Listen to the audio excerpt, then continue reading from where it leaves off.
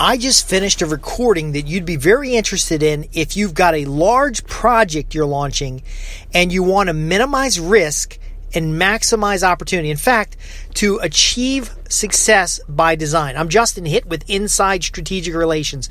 So I've had an opportunity today to record about an hour-long introductory program to applying strategic relations to the project management function. Now, we touch on business development, we touch on the project management function, but one of the things that I find that a lot of folks have when they're doing $1 million plus project is they don't approach it in a systematic way that nearly guarantees success. So what do I mean by that? A lot of folks jump in both feet.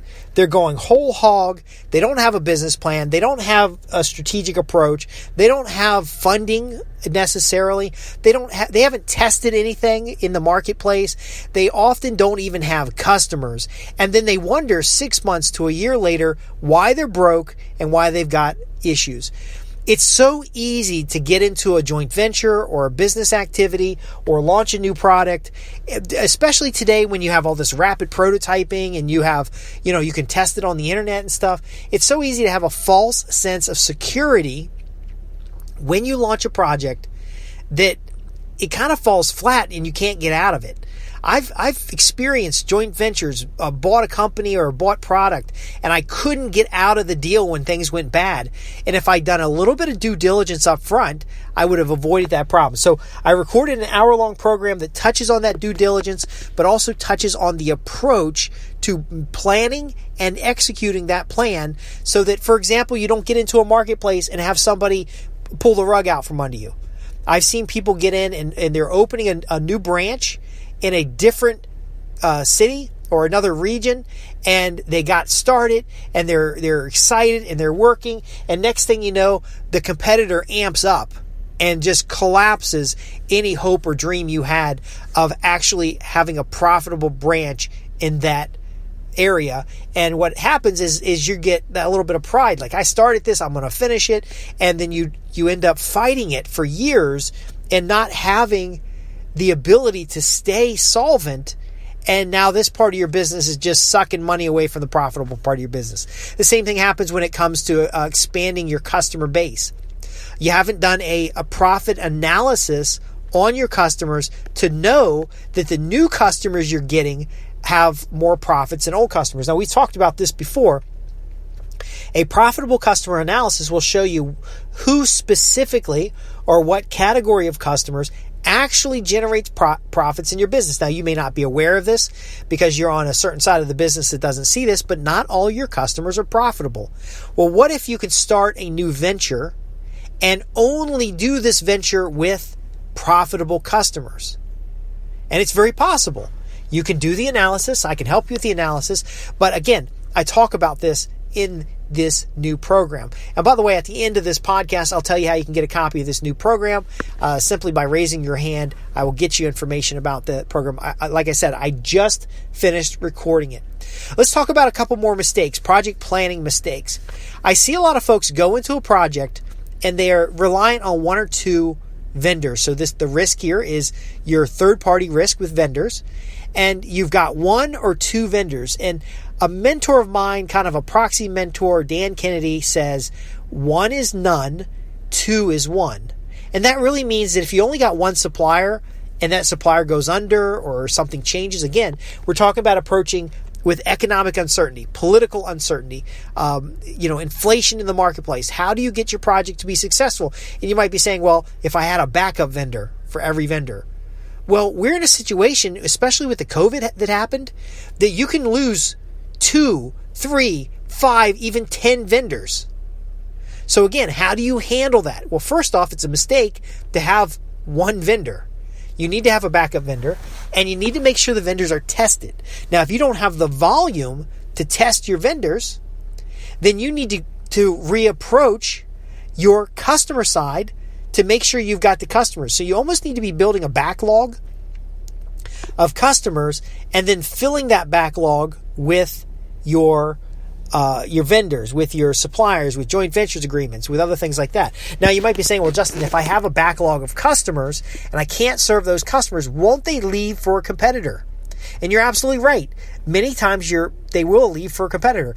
And so that's why in the program we talked about incremental approaches. You can structure your contracts so that you start the work and then pace the work for your customer, because there's a risk that your customer might not be able to pay. And so you don't want to dedicate a lot of activity and work for a customer that goes bankrupt in an unstable economy. Another mistake that people face is they don't test the plan on paper. Now, a lot of times, we want to get going quickly. And a lot of high-income professionals, a lot of high-net-worth individuals, a lot of business owners, they want results now. They want results now. And if they don't test on paper, they're really defining the results as something happening in the marketplace. They don't understand that testing it on paper is something that happens too. And so I talked about that a little bit, but again, it's a mistake not to test your assumptions, not to test your plan. And a lot of times it could mean just making a product offering. It could mean doing a survey. It could mean doing a little market research or meta-analysis. Another mistake I see often is the economy's bad. Things are going strange. Stuff is not working out the way you expected, and you freeze. You just don't do anything. You just say, the inflation. I'll do it when the economy's better. Well, whether the economy is good or bad is actually neutral. See, everybody in the marketplace has the same problems. I was talking to a guy who, and I won't go into details because it's client conversation, but basically with the COVID shutdown, his industry was hit.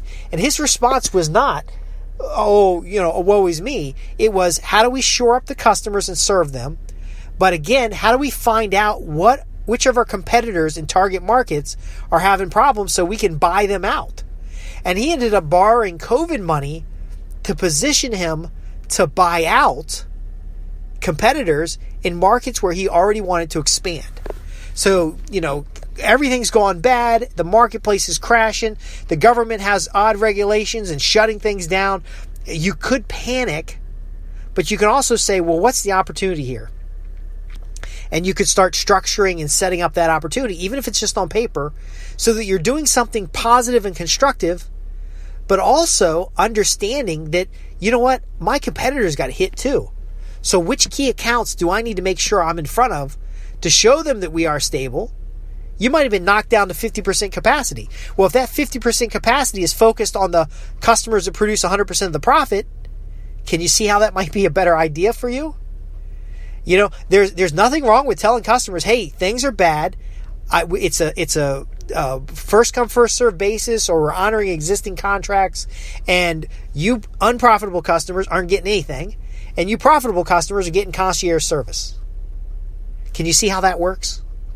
Can you see how that puts you in a better position from the relationship perspective as well as the business continuity perspective? Now, the great thing when it comes to business continuity is you can plan for power outages. You can plan for natural disasters. You can plan for your vendors to go under. You can plan for fire. You can plan for a lot of things. It could be as easy as getting insurance. It could be having a written plan. But here's the thing. Too many people don't plan from an opportunity perspective. They only plan from a recovery perspective. So another problem is they also plan for the general loss of a facility, not the keeping of a customer. So I talked about this in my disaster marketing plan, is that you need to look from a marketing perspective about what are you going to do when things go bad. So you had a warehouse shut down because of the health department, and they won't allow your workers in there. And this is happening. The health department won't allow workers in there, or OSHA shuts you down for some reason. But you still got products to deliver. Do you have a backup facility to deliver those products? Can you get do you have insurance to cover the losses associated with it? Do you have a public relations plan to put pressure on the organization that shut you down because your customers are losing out? So what is the downstream supply chain impact, and how are you going to communicate that to the marketplace in general to put pressure on those who need to unlock what they have locked up? See, this is all part of, again, transforming business relationships into profits guaranteed. There will be times where you're going to have to call in favors. There will be times where you might have to work extra shifts. Are you prepared? And do you have a relationship with your employees to work the extra shifts? Do you have relationships with staffing companies to backfill in a situation where you have employees that are sick or unable to come into work? All of this and more I discuss in it's about an hour-long program. It's very raw. I recorded it while I had an appointment, so I was on the way to an appointment. And I've recorded it primarily for a couple of my clients, but here's how you get a copy of this recording. Because what it's going to teach you is the strategic approach to program and project planning. How to do $1 million, $10 million deals, how to get them set up, how to get them in the marketplace, and how to have success by design. You can get a copy of this program by faxing or mailing my office. Okay, so you're going to visit www.insidestrategicrelations and you're going to fax or mail my office. Now, what are you going to mail or fax my office?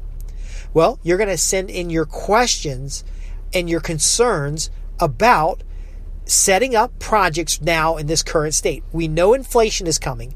There's political uncertainty. There are wars that have broken out in different areas. There are weird laws and executive orders, and there's local municipality issues. These are real challenges. Now, shit hasn't hit the fan. There isn't, there is civil unrest, so I take it back. You could be in an area that's been shut down. I was talking to somebody today. In their area, plywood is $60 a sheet. This other area, Minnesota, $90 a sheet. Do you have a plan? If you were a builder, if you're an electrical contractor, if you were doing a construction project, what's your plan? And I know you might be saying, well, this is one of those events you can't plan for. Well, damn it, folks. There's been a year. It's been a year of shutdowns. And prior to that, all the way back to Bush, there's been the Patriot Act. So if you have data privacy, you've had data privacy laws, rules, and regulations show up. So if you're a .com company, there's all kinds of GDPR type stuff that showed up. This is all in the wheelhouse of risk management. But again, applying the strategic relations approach unlocks these problems, because if you look around your marketplace, not everybody's having problems.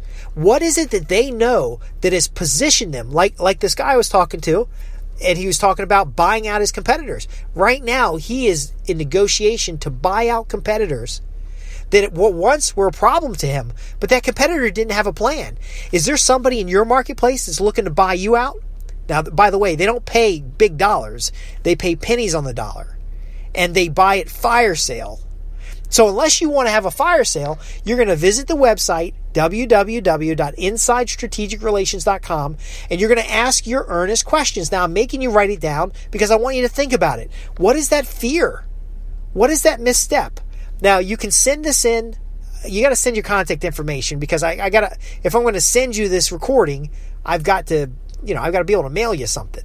So include your full contact information, your letterhead, but I assure you, full confidentiality. We're not going to talk about the details of your questions, but I will, in response to your request, send you a letter with a little bit details, some approaches you might consider, and then where in this particular program you're going to get insights. Now, the program itself, we're going to transcribe it. We're going to build it out into a course, because I have a couple private clients that want to go over this in detail.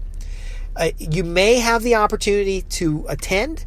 You may have the opportunity to get some of these details in an action plan. But again, I want to make sure you understand that you're not helpless. Using strategic relationships, you can enter the marketplace even today, and there are fortunes to be made. There are opportunities to jump on. There are changes that you can make to your business to make it more valuable. If you're an employee, there are marketplaces that need your insights. There are marketplaces that are willing to hire you, pennies on the dollar. With inflation coming, you can't survive with wage stagnation. I'm going to have to wrap this up soon. But look, if you're making $130,000 a year right now, and inflation goes up, you've got less buying power because you've got old dollars.